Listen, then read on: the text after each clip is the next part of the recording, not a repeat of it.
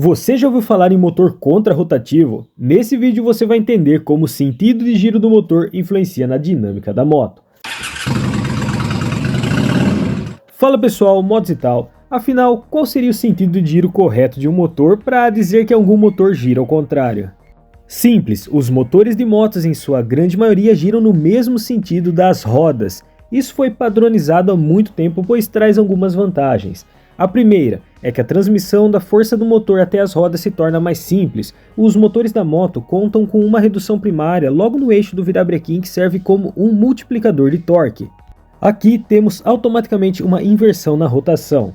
Nesse mesmo eixo, temos a embreagem, seguido das engrenagens primárias do câmbio, que por sua vez serão engatadas às engrenagens do eixo secundário, onde mais uma vez irão inverter o sentido de giro, voltando a girar no mesmo sentido que o motor. E esse eixo secundário é conectado diretamente à relação final da moto, e seja por corrente, correia ou cardan, irão levar a rotação às rodas sem inverter o giro. Ou seja, se o motor girasse no sentido contrário às rodas, precisaríamos de uma engrenagem intermediária para inverter a rotação final antes dela ser entregue às rodas.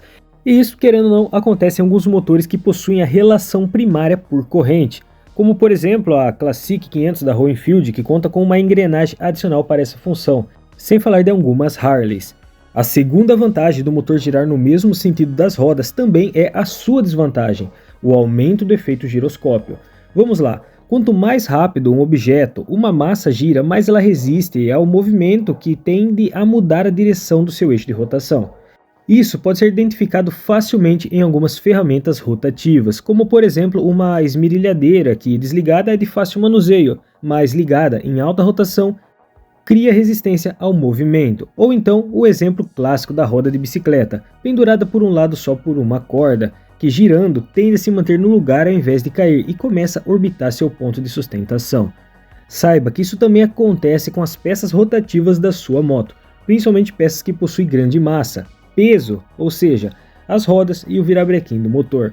Girando no mesmo sentido, o efeito giroscópio do virabrequim se soma com as rodas e criamos resistência ao movimento no sentido do eixo de rotação, o que ajuda muito a moto se estabilizar em velocidades altas, que no fim se resume à segurança. Mas também cria uma certa resistência ao movimento, a mudança de direção da moto se torna mais lenta. E apesar de não influenciar tanto no dia a dia, isso se torna um problema quando falamos em competições, onde a resposta da moto deve ser a mais rápida possível.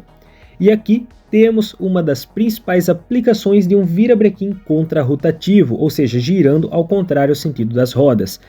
Temos uma boa quantidade do efeito giroscópio cancelado, o que deixa a moto muito mais ágil para a mudança de direção, facilitando, por exemplo, entradas de curvas, mas infelizmente ficando menos estável em retas.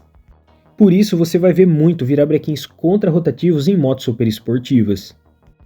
Além desse cancelamento parcial do efeito giroscópio, ao acelerar pela inércia do virabrequim se cria uma força contra a rotação do motor que tende a jogar o peso da moto na roda dianteira, funcionando como um sistema anti-empinada bem leve. Repare que em motores com sentido de giro convencional, geralmente acima de 250 cm3, ao acelerar, jogam a traseira da moto para trás, enquanto a frente levanta.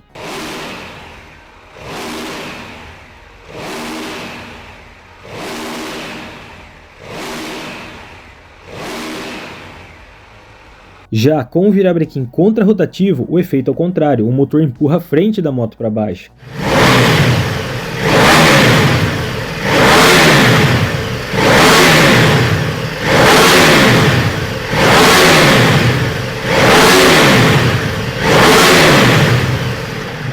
Inclusive, antes de poder ver o motor da Himalaia 411 aberto, eu já identifiquei dessa forma que o motor dela não era contrarrotativo, ao contrário do que todos estavam dizendo, afinal, era só acelerar que a traseira da moto abaixava. E apesar dessas vantagens, ao contrário do que muitos pensam, isso não é utilizado no off-road.